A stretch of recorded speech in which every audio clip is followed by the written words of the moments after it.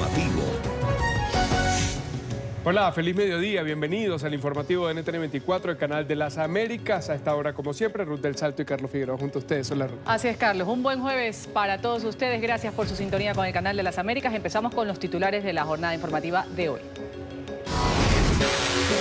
Comienza el informativo con Carlos Figueroa y Ruth del Salto.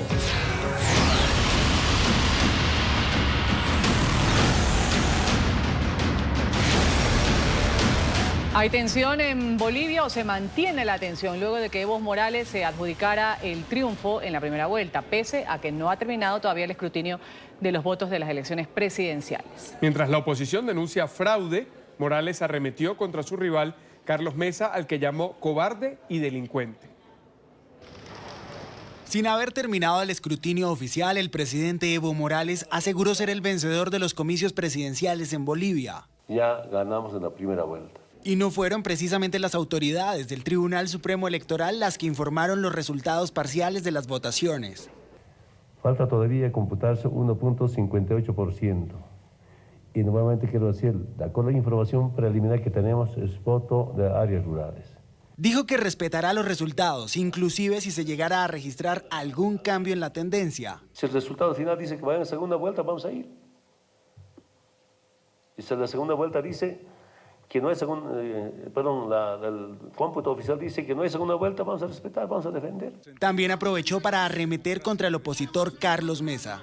Gracias a esta campaña, a estas elecciones, Carlos de Mesa, repito nuevamente, no solamente ha sido un cobarde, sino un delincuente. La OEA también fue blanco de las críticas del mandatario indígena luego de que el organismo regional instara a celebrar una segunda vuelta. No quiero entender que la misión de la OEA ya está con golpe de Estado. Y no sé si ayer me entendieron. Es un golpe de Estado interno y externo. Empezaron los enfrentamientos. El pronunciamiento del mandatario ocurre en medio de la creciente ola de indignación social contra el gobierno en las principales ciudades del país y las denuncias de fraude, luego de la paralización temporal del conteo rápido luego de los comicios. Vamos a ver cómo va el escrutinio a esta hora en Bolivia. Con el 98.6% computado, Evo Morales supera el 10.2% al opositor Carlos Mesa. Morales registra el 46.88% de los votos, mientras Carlos Mesa obtiene el 36.66% de los sufragios. De esta manera, Morales obtendría el triunfo en primera vuelta y gobernaría durante los próximos 5 años por cuarta vez consecutiva. Por su parte, el opositor Carlos Mesa ha anunciado la formación de una alianza política para presionar al gobierno y que se realice una segunda vuelta, como dice, es la voluntad popular. El candidato informó que representantes de partidos políticos, comités cívicos, miembros del Comité Nacional de Defensa de la Democracia de Bolivia y organizaciones de la sociedad civil se han sumado a la iniciativa. Según afirmó Mesa, uno de los objetivos será hacer que se cumpla la voluntad de la ciudadanía expresada en las urnas el pasado domingo y se respete la transparencia de todo el proceso electoral. El presidente ha vulnerado la Constitución sistemáticamente y quien viola el Estado de Derecho y quien viola la democracia a través de su habilitación como candidato ilegal, entre otras varias cosas, y promotor de un fraude, es el presidente Morales. Se trata de una circunstancia de crisis política sin ninguna duda, provocada con total, absoluta e inequívoca responsabilidad por el gobierno y por el presidente Morales. El Departamento de Estado ha elevado la alerta de viajes a Bolivia tras las intensas jornadas de manifestaciones. Ha recomendado una mayor precaución debido a los disturbios que se han dado en las últimas horas. Ha advertido a los ciudadanos que tengan planeado viajar al país suramericano sobre estas manifestaciones, las huelgas, las marchas recurrentes en las principales ciudades. Las autoridades bolivianas ya habían advertido que los vuelos de ingreso o egreso del país podrían retrasarse o cancelarse.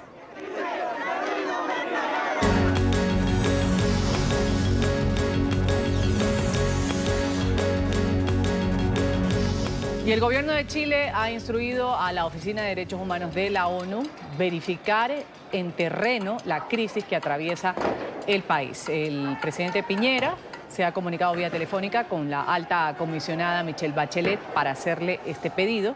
Hace minutos justamente Bachelet ha confirmado que va a enviar una misión a Santiago. Piñera aseguró hoy que está trabajando en un plan de normalización para terminar pronto con los toques de queda y levantar los estados de emergencia en distintas regiones del país. NTN 24 en el lugar de la noticia con Juan Pablo Monsalve. Juan Pablo, buena tarde, adelante. Carlos, muy buenas tardes. Un saludo también para Ruth. Pues a esta hora miles de personas se concentran aquí en la Plaza Italia. Continúa el estado de emergencia tal como lo decretó nuevamente el presidente Sebastián Piñera, quien confirmó hace algunas horas en una locución que este estado de emergencia se mantiene. Voy a mostrarles lo que está ocurriendo precisamente a esta hora aquí en el centro de la capital chilena, donde son miles las personas que han decidido movilizarse y marchar para exigir una serie de demandas que vienen planteando desde hace varios días acá en el país austral. Desde el gobierno del presidente Sebastián Piñera, pues efectivamente confirmaron que ya se pusieron en contacto con Michelle Bachelet, alta comisionada para los derechos humanos, y Michelle Bachelet ya respondió diciendo que efectivamente va a buscar cómo se puede generar un equipo de trabajo para que haga toda la veeduría sobre el tema de derechos humanos acá en territorio chileno. Siguen llegando personas a la Plaza Italia y de una u otra forma pues estas protestas parecen no menguar y por el contrario continúan intensificándose. Vamos a revisar en el siguiente informe cómo ha transcurrido la jornada de hoy. Un país que sigue convulsionado tras una semana de protestas. Disturbios, estado de emergencia y toque de queda. Un descontento social que no cesa. Todo mal, las decisiones han sido malas.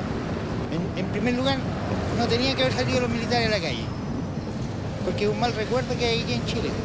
Tras una jornada de huelga general y una quinta noche de enfrentamientos entre ciudadanos y las fuerzas de seguridad, el presidente Sebastián Piñera anunció esta mañana nuevas medidas económicas, reducción en los precios de la energía como respuesta a la demanda social y una iniciativa para poner fin a los toques de queda aplicados desde hace 5 días. Estamos trabajando en un plan de normalización de la vida de nuestro país y de nuestros compatriotas. Decisiones que para algunos ciudadanos se tomaron de manera tardía. Pudo haber hecho algo antes de llegar a esto. Se pudo hacer algo. De hecho, no es a lo mejor él el 100% responsable, porque esto ya viene de años. Los remesones hacen bien, son crisis que producen oportunidades y yo creo que Chile va a salir adelante y se va a levantar. La cuestión es cuánto tiempo nos va a tomar eso.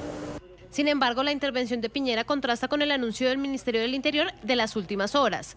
El jefe de la cartera, Andrés Chadwick, confirmó que el ejército convocó a los reservistas para reforzar las actividades de la institución durante el estado de emergencia. El ministro explicó que la medida se toma por el desgaste y cansancio de los uniformados durante esta semana de movilizaciones en el país. La decisión fue tomada por el Ministerio de Defensa y tras un decreto en el que se habilita la posibilidad de extender el estado de sitio por 13 días. Con el inconformismo en el aire, son muchos los chilenos que intentan retornar a la normalidad. Otros a reponerse del vandalismo y la violencia de la que han sido víctimas, como los huéspedes y propietarios del hotel El Principado de Asturias, ubicado en la ciudad de Osorno.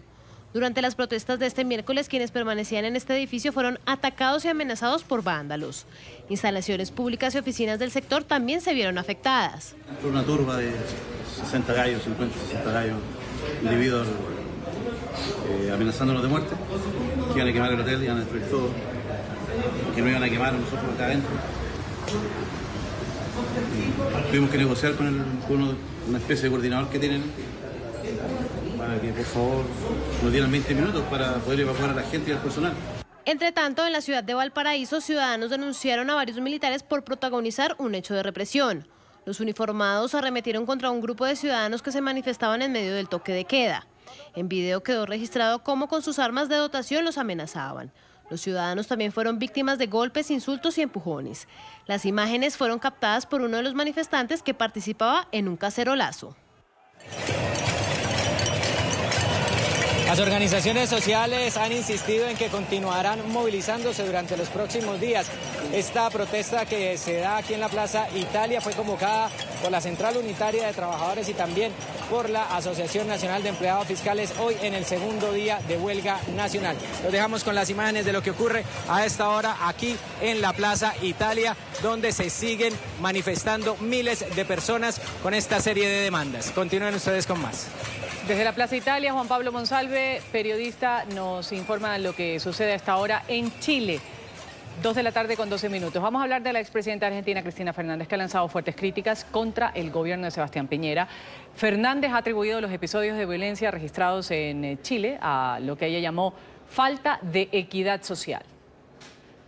No quiero distraerme hoy ni hablar de este drama que están viviendo estos hermanos chilenos, estas hermanas chilenas, pero para aprendizaje, mucha solidaridad con el pueblo chileno, por favor. Y me acordaba de todas esas imágenes y me parecía de repente que nos habíamos retrotraído a aquel 73 tan sangriento en la hermana República de Chile. El presidente de Brasil, Jair Bolsonaro, afirmó que el ejército de su país está listo si se llegaran a presentar violentas protestas similares a las registradas en Chile en los últimos días. En medio de su viaje a China, el mandatario brasileño dijo a los periodistas que habló con el ministro de Defensa sobre la posibilidad de tener episodios de violencia similares a los que ocurren hacia el sur del continente. También indicó que propuso reformar la ley antiterrorista que se mantiene vigente en su país como parte de un plan para enfrentar un eventual estallido social.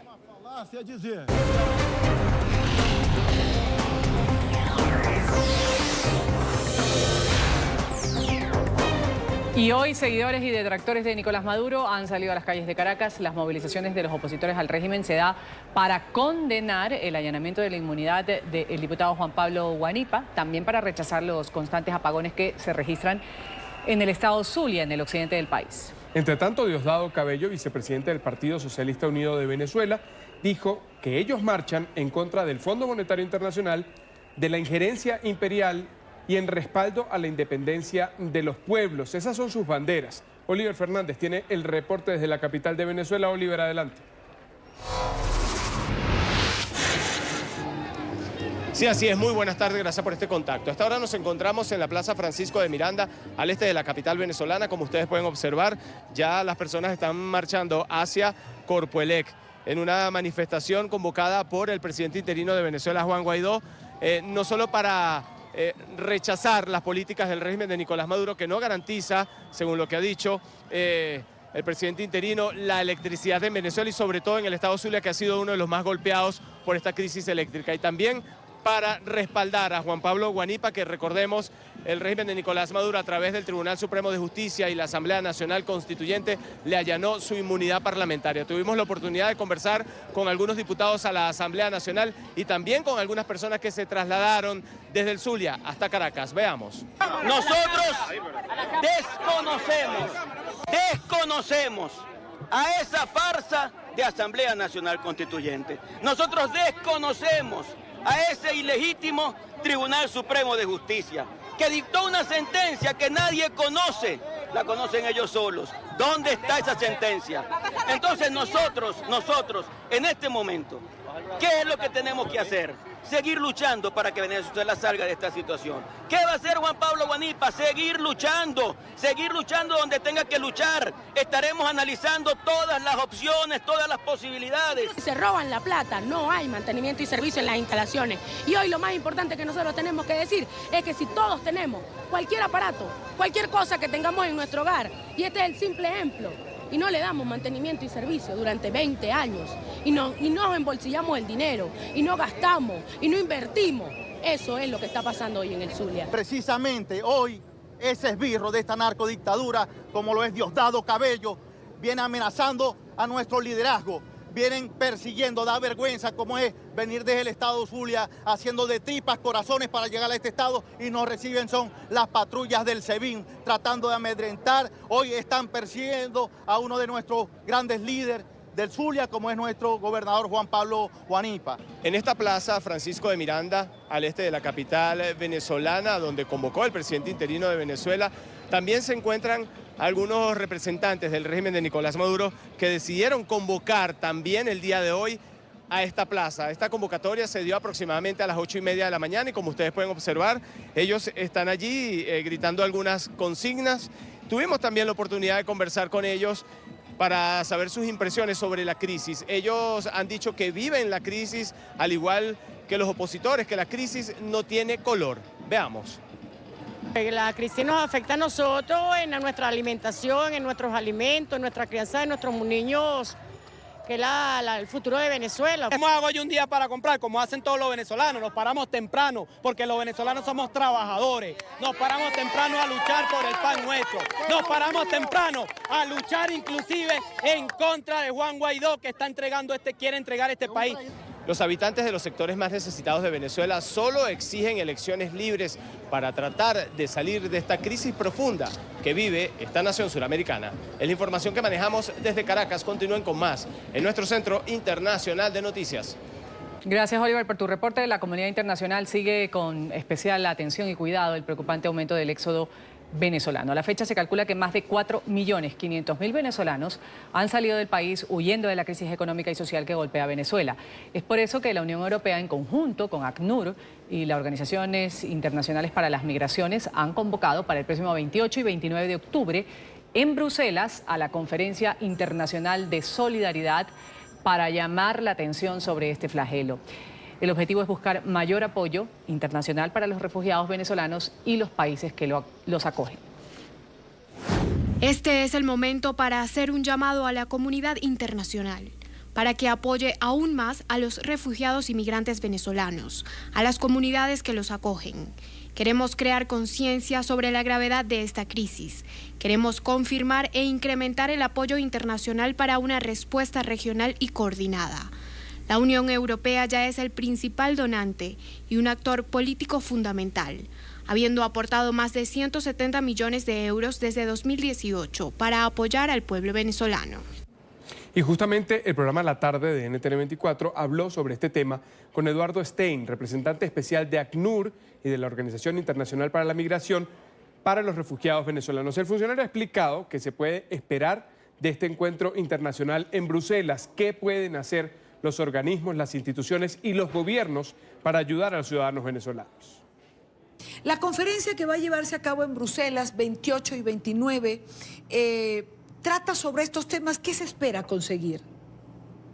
Lo que está es concibiendo esta reunión de solidaridad, o este encuentro de solidaridad, como un primer círculo de un proceso de esfuerzos sucesivos en donde se seguirán algunas reuniones técnicas para examinar temas específicos de colaboración más especializada, por una parte, pero también la posibilidad de un encuentro de donantes propiamente dentro del primer trimestre del año próximo. Es decir, esto no es más que un esfuerzo de sensibilización para algunos de los miembros de la Unión Europea y otros donantes tradicionales de otras geografías que quizás no han alcanzado a medir y aquilatar la gravedad de lo que la región está viviendo. Y otro hecho de violencia sacude a México, un enfrentamiento entre civiles armados en el municipio de Citlala, en el estado de Guerrero. Deja 9 personas muertas. Según un informe entregado por las autoridades, las víctimas mortales pertenecen a la organización criminal conocida como Los Rojos y de alta influencia en la zona. La policía municipal ha abierto una investigación sobre estos hechos que se registraron en horas de la tarde de este miércoles y en el que se han utilizado rifles de asalto AK-47 y AR-15. La Fiscalía ha iniciado ya el operativo para dar con los responsables. Entre tanto, el presidente Andrés Manuel López Obrador respondió a las críticas del gobierno estadounidense a su política de seguridad. Durante la conferencia matutina, el mandatario rechazó las declaraciones del subsecretario de Estado adjunto para Narcóticos Internacionales y aplicación de la ley de Estados Unidos sobre un mayor compromiso de México frente a la lucha contra el narcotráfico. López Obrador aseguró que falta más trabajo conjunto para combatir el crimen organizado, pero ha advertido que no permitirá que otros países intervengan en los asuntos internos. Nuestra política de seguridad la definimos nosotros, como también ellos de manera soberana deciden sus políticas. En ese marco se entiende que hay cooperación para buscar enfrentar problemas que afectan a las dos naciones. Y un nuevo tiroteo vuelve a encender las alarmas de las autoridades en Estados Unidos. Al menos una persona ha muerto, un policía resultó herido. Estos hechos ocurrieron en el estacionamiento de un Walmart en la ciudad del Paso, en el estado de Texas. La emergencia se ha presentado cuando los uniformados fueron alertados por un ladrón que ha robado un vehículo en zonas aledañas a este lugar. El sospechoso aceleró el automóvil cuando los oficiales intentaron abordarlo. En ese momento ocurrió la balacera. Una imprecisión del presidente de los Estados Unidos, Donald Trump, lo ha puesto nuevamente en el centro de la polémica. Durante una intervención en Pensilvania, el mandatario aseguró que su gobierno está construyendo un muro en Colorado, un estado ubicado a cientos de kilómetros de la frontera con México. Aunque en principio el comentario fue calificado como un lapsus del republicano, esta mañana Trump aclaró que simplemente estaba bromeando. ¿Saben por qué vamos a ganar Nuevo México? Porque quieren seguridad en su frontera y no la tenían. Y estamos construyendo un muro en la frontera de Nuevo México y estamos construyendo un muro en Colorado. Estamos construyendo un muro hermoso, uno grande que realmente funciona y que no se puede pasar por encima. No se puede tampoco pasar por debajo. Y estamos construyendo un muro en Texas. Y no estamos construyendo un muro en Kansas, pero ellos obtienen los beneficios de los muros que acabamos de mencionar. Dos peatones empujando lo que parece ser un coche de un bebé han sobrevivido milagrosamente a una colisión en la ciudad de Phoenix. Ahí está la imagen. El video muestra un vehículo que no respeta la luz roja de un semáforo. Se choca contra otro automóvil en una intersección. La policía de Phoenix ha informado que el conductor del Jeep que causó el choque fue ingresado a la cárcel del condado y fue acusado de varios delitos graves. Un incendio forestal con el potencial de crecer a dimensiones devastadoras, como los fuegos del 2017 y del 2018, ha comenzado en el norte de California. Por los fuertes vientos, las llamas se extienden de manera rápida por el condado de Sonoma. Las autoridades emitieron órdenes de evacuación obligatorias en la noche de ayer. Las empresas de servicios públicos han cortado la electricidad, también el suministro de gas, esto como medida preventiva.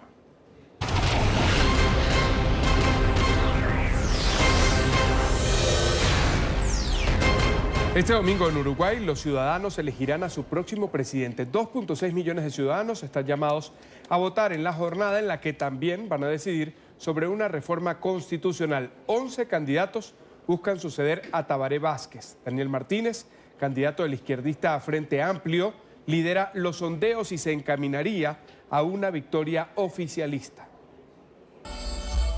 Cierre de campañas presidenciales en Uruguay. Daniel Martínez, candidato del izquierdista Frente Amplio, favorito a ganar las elecciones presidenciales, se presentó el miércoles ante una multitud. La coalición de izquierda que gobierna Uruguay desde 2005 durante 3 mandatos consecutivos tiene 40% de las intenciones de votos según encuestas. Haciéndolo sentir que el futuro, que el sueño de un nuevo gobierno del Frente Amplio es posible. El exalcalde de Montevideo tiene altas posibilidades de llegar al balotaje que se disputaría en noviembre. Incluye a todos, blancos, negros, inmigrantes, realmente incluye a todos. Por eso realmente me gusta mucho esta propuesta y hace muchísimos años que la vengo siguiendo. El sistema electoral de Uruguay prevé que si ningún candidato consigue la mitad más uno de los votos, se celebra una segunda elección entre los más votados un mes después. Además de elegir presidente, los ciudadanos se pronuncian por una propuesta de reforma constitucional que pretende aumentar las penas de cárcel para delitos graves, incluyendo la cadena perpetua revisable a los 30 años para delitos gravísimos, crear una guardia policial con efectivos militares, habilitar los allanamientos nocturnos de hogares si un juez sospecha de ilícitos y el cumplimiento efectivo de las condenas. Que es lamentable, que no hay que apoyarla, que es el retroceso, es lo más cercano a la dictadura que volveríamos a tener. Unos 2.600.000 electores están llamados a las urnas. Aumenta la expectativa en Argentina a 3 días de las elecciones presidenciales. Este jueves en la noche, los 6 candidatos que buscan llegar a la Casa Rosada van a cerrar sus campañas electorales. La atención se centra en Mauricio Macri, que busca la reelección, Alberto Fernández, que lidera los sondeos de intención de voto. No hay acuerdo sobre cómo enfrentar y evitar una catástrofe mayor en el norte de Siria tras la ofensiva de Turquía contra las milicias kurdas arraigadas en esa región. La OTAN está evaluando la propuesta que establecería una zona de seguridad ejecutada por la ONU para frenar las hostilidades. Esta idea va a ser debatida en el Consejo de Seguridad de la ONU en Nueva York. El reporte enseguida con Alejandro Rincón. Adelante, Alejandro. Hola, buenas tardes. Esa falta de consenso en la comunidad internacional eleva los niveles de incertidumbre sobre lo que pudiera desarrollarse en el norte de Siria en las próximas horas. Las fuerzas democráticas sirias, que son lideradas por las facciones kurdas vistas como terroristas por Turquía, han denunciado que Ankara ha retomado las hostilidades en unas regiones que supuestamente estaban incluidas dentro de la zona de seguridad donde se estableció un alto el fuego hace una semana en un acuerdo que estuvo mediado directamente por Washington, el gobierno de Turquía, y que contó también con la participación de Rusia. Bajo ese plan, las fuerzas sirias kurdas debían relegarse a una región aproximadamente a 30 kilómetros más allá de las fronteras terrestres de Turquía. Sin embargo, estos elementos o las milicias kurdas aseguran que han tenido lugar ataques en las últimas horas en violación a ese pacto de alto el fuego, una circunstancia a la que hizo referencia en la mañana de este jueves el presidente de Turquía, haciendo un señalamiento que genera ahora preocupación en la comunidad internacional. Ahora nuestros soldados y el Ejército Nacional Sirio patrullan el área de operación centímetro a centímetro. Si los terroristas están en nuestro camino, es nuestro derecho aplastarlos. Como lo acaban de escuchar, el gobierno de Turquía considera que tiene el derecho de aplastar a las milicias kurdas sirias, una voz que preocupa en particular a entidades como la ONU, que en el transcurso de esta semana, el martes específicamente, aseguraba que 176.000 personas se han visto desplazadas por cuenta de la operación militar turca que despegó el pasado 9 de octubre en el noreste de Siria.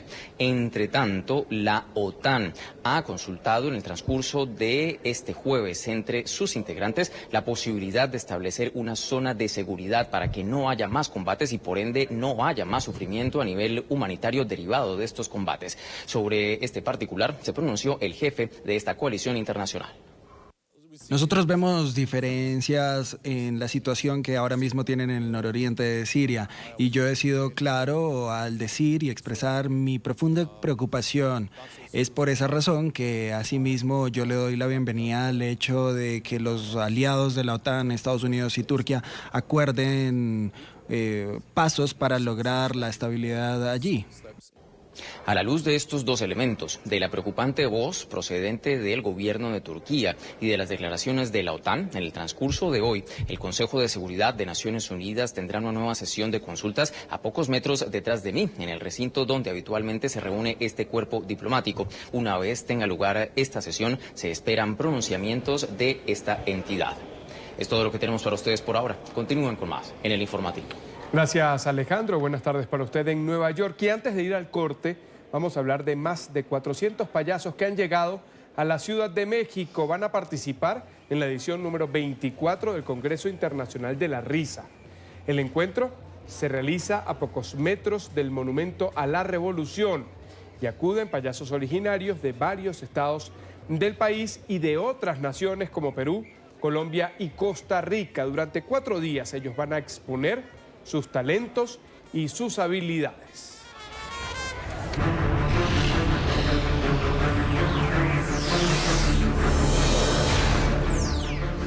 Pedro Sánchez ha cumplido una de sus polémicas promesas políticas tras su llegada a la presidencia del gobierno español. Los restos del dictador Francisco Franco han sido exhumados esta mañana en la Basílica del Valle de los Caídos y trasladados al cementerio de El Pardo. Esto en un amplio dispositivo de seguridad.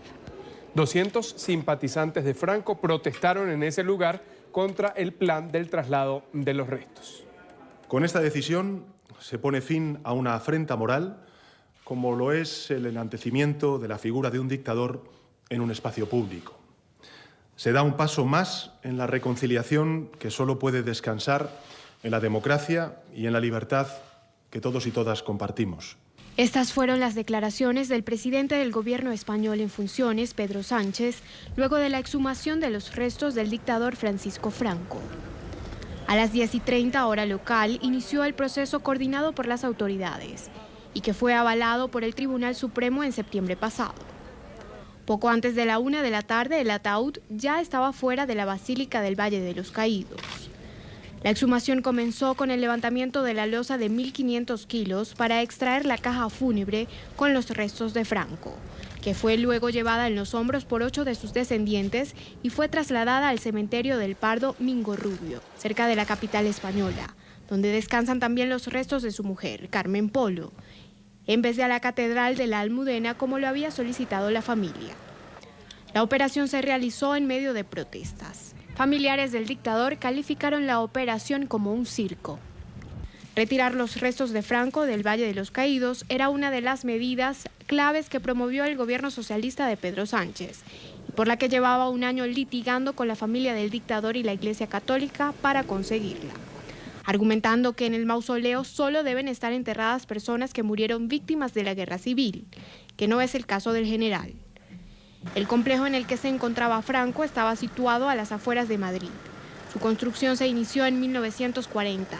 Duró 20 años y estuvo a cargo de miles de presos políticos detenidos bajo su régimen. Y se conoce nueva información sobre el macabro hallazgo de un camión frigorífico con los restos de 39 personas en Inglaterra.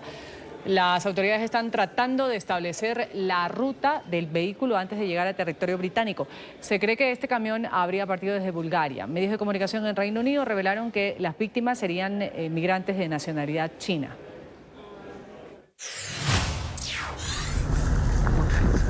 Los 39 muertos hallados el miércoles en un camión frigorífico cerca de Londres eran chinos. Así lo informaron el jueves los medios de comunicación británicos, un día después del macabro descubrimiento que horrorizó al país. El miércoles, la policía británica fue alertada del descubrimiento de un camión con cadáveres en su interior en una zona industrial en la localidad de Grays, a unos 30 kilómetros de Londres. Desde entonces se puso en marcha una investigación para aclarar las circunstancias de estas muertes, que ya provocaron llamamientos al gobierno para que refuerce la lucha contra las redes de migración clandestina. El conductor del camión, de 25 años y procedente de Irlanda del Norte, está detenido desde el miércoles y es objeto de una investigación por asesinato. Según la policía británica, el remolque del camión llegó la noche del lunes procedente de Bélgica, mientras que la cabina del camión que remolcó el contenedor partió de Irlanda del Norte. Luego de registrar 2 propiedades en la provincia británica, las autoridades se concentraban en saber qué itinerario siguió el vehículo antes de llegar a las afueras de Londres. Ahora pasamos al Líbano porque la nación árabe cumple una semana de protestas sociales. Son miles las personas que se han volcado a las calles para protestar por las medidas económicas del gobierno, en especial esa intención de imponer un impuesto a las llamadas con protocolo de voz por Internet. Son aquellas que usan aplicaciones como WhatsApp y Facebook. Sin embargo, eso solo fue uno de los motivos del descontento popular, ya que los ciudadanos aseguran que están cansados del mal manejo de la economía. Ante la presión en la calle, el gobierno ha propuesto una serie de reformas con el objetivo de calmar la tensión. Pese a ello, las marchas no cesan. Los ciudadanos siguen en las calles con consignas, con sus banderas, haciendo peticiones al gobierno local. Más que esto, estoy comprometido a aprobar leyes para combatir la corrupción, pero esto está en poder del Parlamento y le pido su ayuda para aprobarla. Les aseguro que el documento de reforma que se anunció será el primer paso para salvar al Líbano del colapso financiero. Debido a que la reforma es un acto político por excelencia, es necesario revisar el gobierno actual para que la autoridad ejecutiva pueda cumplir con sus responsabilidades, seguramente de acuerdo con la Constitución. Hola, buenas tardes, bienvenidos a Ciencia, Salud y Tecnología aquí en el informativo de NTN 24. Ahora los amantes de la historia y cultura maya contarán con la oportunidad de visitar un museo en donde encontrarán fotografías, artefactos y obras de arte. La iniciativa es liderada por Google, el Museo Británico y el Instituto Nacional de Antropología e Historia en México. Google ha formado una alianza con el Museo Británico y el Instituto Nacional de Antropología e Historia en México para digitalizar más de 660 piezas de la cultura maya en su aplicación Google Arts and Culture. Se trata de un proyecto que busca conservar y compartir en formato digital el archivo de arte y patrimonio maya antiguo más grande del mundo, de manera gratuita para todos los usuarios a nivel mundial. La plataforma digital que se encuentra en línea ya cuenta con artículos, videos, fotografías antiguas y modelos digitales 3D que permiten a los espectadores profundizar en la cultura, la historia, el arte y la arquitectura maya. Otro de los objetivos marcados por Google es recopilar historias, artefactos, obras de arte y réplicas que son parte de la historia. Entre ellas se encuentra la escalera jeroglífica del siglo VII después de Cristo del yacimiento arqueológico del Palenque, donde mediante la tecnología 3D se llevó a cabo la dupla de esta pieza que busca reflejar el fascinante legado de la cultura maya en Mesoamérica. En este proyecto específico es poder recrear una escalera que fue tallada. Es una historia escrita de hace más de 1000 años que se ha deteriorado con el tiempo debido a las variables ambientales y a la lluvia, pero nosotros podemos usar la tecnología para crear una réplica e instalarla en el sitio físico de Palenque. Es un paso absolutamente nuevo que nunca antes habíamos dado en Google Arts and Culture. Este proceso, que consiste en preservar el rescate cultural, también permitirá generar un catálogo de difusión de los monumentos históricos del sitio arqueológico de Palenque y así facilitar el acercamiento de especialistas, público en general y la continuidad de estudios sobre la civilización maya. Y terminamos Ciencia, Salud y Tecnología con noticias de Twitter porque reportó ingresos y utilidades en su tercer trimestre por debajo de las expectativas. La compañía atribuyó el resultado a problemas relacionados con la publicidad y a una demanda inusualmente baja, lo que hizo que sus acciones se desplomaran un 15%. Sin embargo, el número de los usuarios diarios monetizables aumentó. La facturación se elevó a 823.7 millones de dólares, pero es inferior a los 874 millones esperados en promedio, según las estimaciones de Wall Street. Para el cuarto trimestre, Twitter espera que los ingresos totales superen los 940 millones de dólares. Gracias por ese resumen deportivo. A ustedes gracias por su sintonía cada mediodía con el canal de las Américas NTN 24. Los invitamos a que sigan informados en Twitter, nuestra cuenta @NTN24, en pantalla, nuestro sitio web ntn.com. Feliz tarde.